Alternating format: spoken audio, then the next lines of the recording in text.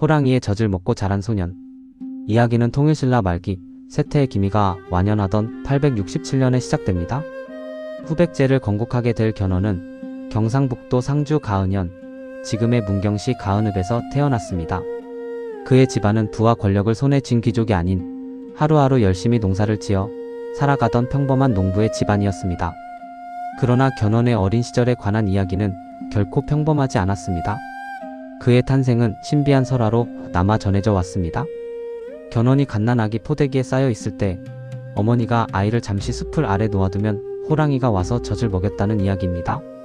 물론 정사는 아니지만 이 설화는 견훤이 호랑이의 젖을 먹고 자랄 만큼 비범한 인물이라는 것을 암시하며 그가 평범한 농부의 아들이 아님을 주변에 각인시키는 장치가 되었습니다. 견훤은 이러한 주변의 기대와 신비한 이야기 속에서 튼튼하게 자라났습니다. 장성하자 그의 체구는 육척 거구였고 용모가 뛰어났으며 무엇보다 뜻이 크고 기계가 비범하여 평범하지 않은 운명을 예고했습니다. 남다른 기계를 지녔던 견훤은 청년이 되었을 무렵 자신의 진로를 결정해야 했습니다. 당시 신라는 신분을 엄격히 구분하는 골품제 사회였습니다. 관직에 나아갈 수 있는 길은 오직 골품 신분에 속하는 귀족들에게만 허락되었고 지방 출신이었던 견훤에게는 출세의 길이 막혀 있었습니다. 농부인 아버지와는 다른 삶, 부패한 신라의 귀족들과는 다른 세상을 꿈꾸었던 견훤에게 남은 길은 오직 하나, 바로 군대였습니다. 그는 10대 후반 경주에 있는 신라 군대에 자원 입대했습니다. 군대에서 해적이나 도적을 소탕하는 공을 세워 이름을 떨치고 출세할 수 있으리라 생각했던 것입니다. 농부의 아들이었던 견훤은 군인이라는 새로운 신분으로 삶의 첫 발을 내디뎠습니다. 신라 군인이 된 견훤은 곧 수도 경주를 떠나 전라도 해안 지역으로 배치되었습니다. 당시 전라도 해안 지역은 해적들이 시도 때도 없이 나타나 백성들의 재물을 빼앗는 등 극심한 혼란에 시달리고 있었습니다. 신라 조정은 기백이 넘치는 견훤을 이곳을 지킬 병사로 차출했던 것입니다. 육척 거구에서 뿜어져 나오는 힘과 뛰어난 무술 실력으로 견훤은 해적들을 때려잡으며 신라군 사이에서 두각을 드러내기 시작했습니다. 그의 용맹함은 항상 군사들 중에서 으뜸이었고 얼마 후 그는 피장, 즉 어떤 부대의 부대장급에 해당하는 지위에 오릅니다. 일개 병사였던 견훤이 이제 한 부대를 직접 통솔할 수 있는 지휘관이 된 것입니다. 신라 조정 역시 견훤의 용맹함과 능력을 인정하지 않을 수 없었습니다. 견훤은 잠을 잘 때도 항상 머리에 상을 베고 잤다고 할 만큼 남다른 열정과 용맹함으로 영웅의 자질을 갖추어 나갔습니다. 견훤이 나라를 지키는 군인으로서 승승장구하던 그때 그의 눈에는 엄청난 회의감이 드리우기 시작했습니다. 그가 지키고 있던 나라는 겉으로는 평화로워 보였지만 내부에서는 골마 터지고 있었기 때문입니다. 수도 경주의 귀족들은 1년 내내 풍요롭다 못해 사치스러운 생활을 즐기고 있었습니다. 그들은 권력을 바탕으로 세금을 내지 않았고 모든 과도한 세금은 오직 가난한 농민들에게만 집중되었습니다. 농민들은 과도한 세금과 수탈에 시달리다 못해 결국 집을 버리고 산으로 도망가는 사태까지 벌어졌습니다. 농사를 지어야 할 농민들이 산으로 가자 그들은 생계를 위해 재물이나 식량을 약탈하는 도적대로 변했습니다. 신라 조정은 이러한 도적대를 제대로 진압할 힘도 의지도 없었습니다. 이러한 혼란스러운 틈을 타 각 지방에서는 새로운 세력이 등장하기 시작했습니다. 바로 호족이었습니다. 호족은 중앙정부로부터 통제가 되지 않는 독립 세력을 말합니다. 신라 조정이 백성들을 지켜줄 수 없게 되자 각 지방의 유력자들은 자신들의 재산을 지키기 위해 주민들을 동원하여 무장 조직을 갖추었습니다. 견훤의 아버지 아작에 역시 호족이 되었습니다. 열심히 농사를 지어 엄청난 부를 축적하고 있었던 아작에는 신라 조정이 무능력함을 보이자 상주 지역을 공격해 차지하고 스스로를 사불성 장군이라고 칭했습니다. 이렇게 스스로를 성주나 장군이라고 부르는 호족들이 우후죽순처럼 생겨나기 시작한 것입니다. 신라의 왕과 귀족들은 백성을 지켜줄 힘도 의지도 없는 상황이었고 가장 고통받는 것은 힘없는 백성들이었습니다. 이 모든 상황을 누구보다 안타깝게 그리고 분노하며 지켜보던 한 사람이 바로 견훤이었습니다. 그는 더 이상 부정부패한 신라 왕실을 위해 싸우는 군인으로 살고 싶지 않았습니다. 그는 맡고 있던 비장 자리를 내놓고 신라 군복을 벗기로 결심했습니다. 견훤은 무너져가는 신라의 대안이 필요하다고 생각했습니다. 바로 그 대안은 새로운 나라를 세우는 것이었습니다. 포부가 남달랐던 견훤은 이 썩어빠진 신라를 대신할 새로운 나라의 왕이 되겠다 결심합니다. 그는 자신의 뜻을 펼칠 근거지로 전라도 지역을 택하고 백성들을 모으기 시작했습니다. 그는 백성들에게 우리는 이제부터 백성들의 피로 배를 채우는 관리를 없애고 백성들이 편하게 사는 나라를 만들자라고 선언했습니다. 그는 관리들에게 빼앗았던 창고의 곡식을 풀어 굶주린 농민들에게 나누어주며 신임을 얻었습니다. 견훤이 전라도 지역을 선택한 데에는 정치적 계산이 숨어 있었습니다. 전라도는 과거 백제의 영토였습니다. 백제는 신라의 공격에 의해 멸망했기에 백제인들은 신라에 대한 강한 반감과 원한을 품고 있었습니다. 견훤은 이 백제인들의 반 신라 감정을 정확하게 간파했습니다. 그는 백성들에게 신라가 아닌 백제에서 살게 해주겠다고 선언하며 백제인들의 마음을 얻는 데 성공했습니다. 견훤을 따르는 군사의 숫자는 순식간에 눈덩이처럼 불어났습니다. 3년간 열심히 기반을 다져나간 결과 이르는 곳마다 메아리처럼 호응하여 무리가 5,000명에 달했다는 기록이 있습니다. 그의 군사들은 나날이 강해져 누구도 대적할 수 없는 강력한 군대로 성장했습니다. 견훤은 이제 5,000명의 군사를 이끄는 명실상부한 지방 호족이 되었습니다. 막강한 힘을 가지게 된 견훤은 더 넓은 영토를 차지하기 위해 나섰습니다. 그는 전남의 대표적인 요충지였던 무진주 광주 일대 지역을 습격하기로 마음먹었습니다. 5,000여 명의 용맹한 병사들과 함께 무진주를 점령하는데 성공한 견훤은 그로부터 8년 후인 900년 또 다른 중요한 땅을 얻게 됩니다. 바로 완산주 지금의 전라북도 전주였습니다. 전남의 중심 무진주를 점령했던 견훤은 푹상하여 전북의 중심인 완산주까지 장악했습니다.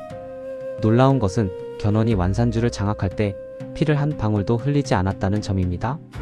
견훤이 백성들을 위하고 인재들을 아낀다는 소식이 널리 퍼져 있었기에 완산주의 호족들이 스스로 백기를 들고 항복한 것입니다.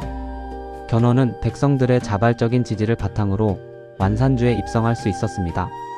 900년 34세의 견훤은 역사적인 순간을 맞이합니다. 바로 후백제 왕을 자칭한 것입니다. 신라 군대를 떠난 지 11년 만에 평범한 농부의 아들이었던 견훤은 새 나라를 건국하며 언대한 꿈을 이루었습니다. 그는 건국 선포와 함께 신라에 대한 선전포고를 했습니다.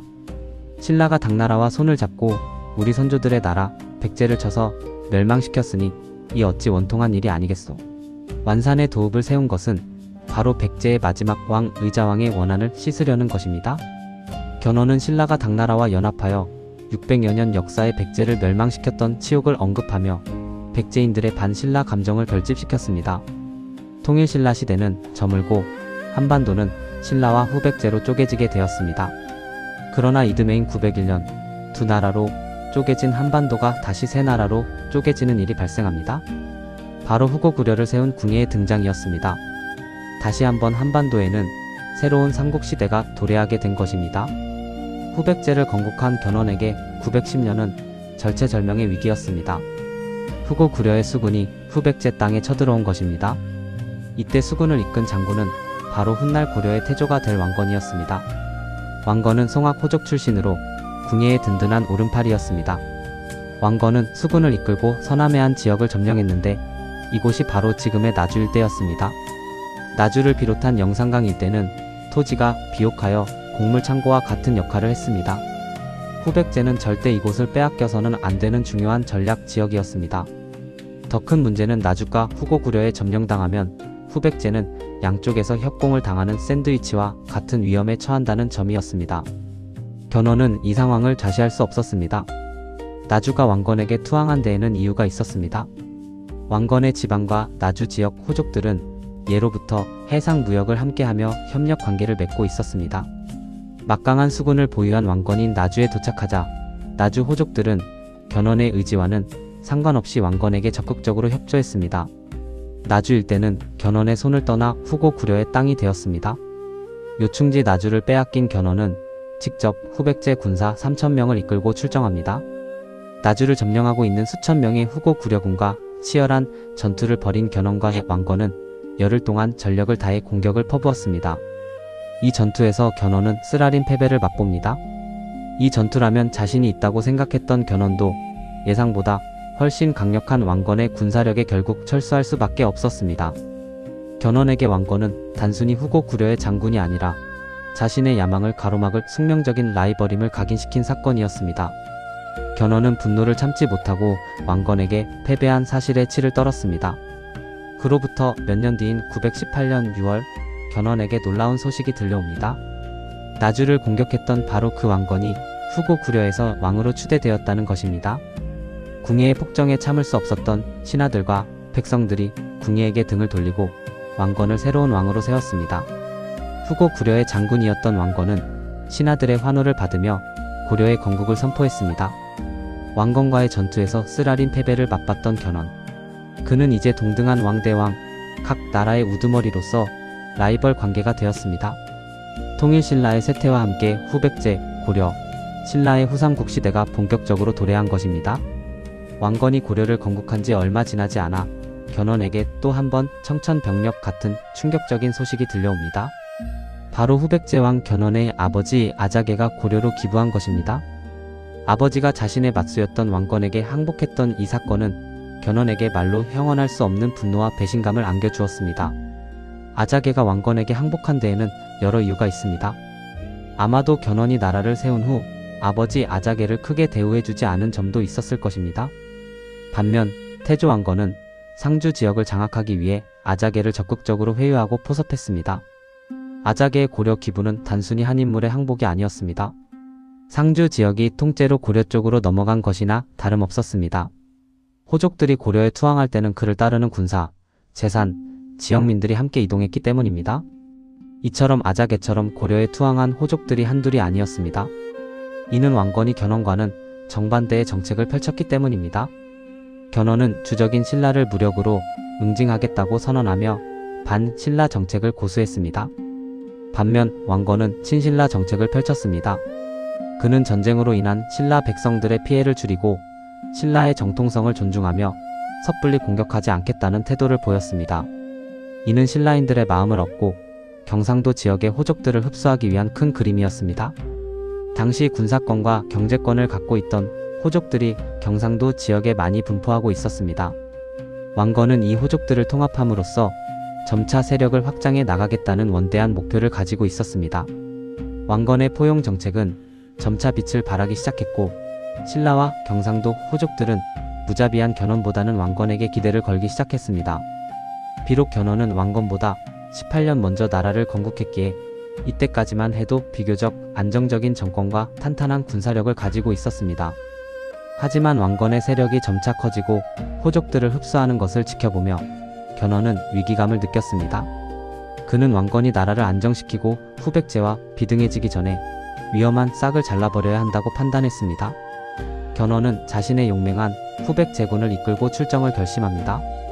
더 이상 나주에서의 쓰라린 패배를 반복하지 않겠다는 결의에 찬 출정이었습니다. 그의 목표는 단 하나, 왕건을 압도하고 후삼국 통일의 주도권을 완전히 장악하는 것이었습니다. 견훤은 후백제의 명운을 걸고 왕건과의 전면전을 준비했습니다. 그의 군대는 아버지의 배신과 왕건의 포용 정책으로 인해 빼앗긴 호족들의 땅과 자존심을 되찾아야 한다는 강한 동기부여로 가득 차 있었습니다. 견훤의 용맹함과 군사적 능력은 여전히 후삼국 최강이었습니다. 견훤은 왕건과의 대결에서 승리함으로써 획제 부흥이라는 자신의 명분을 완성하고 왕건의 고려를 위협하려 했습니다. 후삼국 시대의 역사는 이제 견훤의 용맹한 칼끝과 왕건의 지혜로운 포용 사이에서 결정될 운명에 놓였습니다. 이 전투에서 승리하는 자가 통일의 주도권을 쥐게 될 것이 자명했습니다. 견훤은 비록 신라 귀족들에게는 멸시받던 농부의 아들이었지만 그가 난세에 던진 질문은 명확했습니다. 썩어빠진 골품제 사회를 대신할 수 있는 새로운 나라는 무엇인가? 그는 백성들의 고통을 외면하지 않았고 백제인들의 한을 풀어주겠다며 새로운 나라를 세웠습니다. 그의 삶은 신분의 한계를 극복하고 스스로의 힘으로 왕이 된 영웅의 전형이었습니다. 하지만 그의 강력한 군사력과 무자비한 응징 정책은 왕건의 부드러운 포용 정책 앞에서 점차 빛을 잃어갔습니다. 후백제왕 견훤의 이야기는 단순한 패배자의 기록이 아닙니다. 그것은 격변의 시대, 신분의 굴레를 끊고 자신의 꿈을 향해 나아갔던 한 인간의 불굴의 의지이자 난세가 영웅에게 던진 숙명적인 질문의 답이었습니다.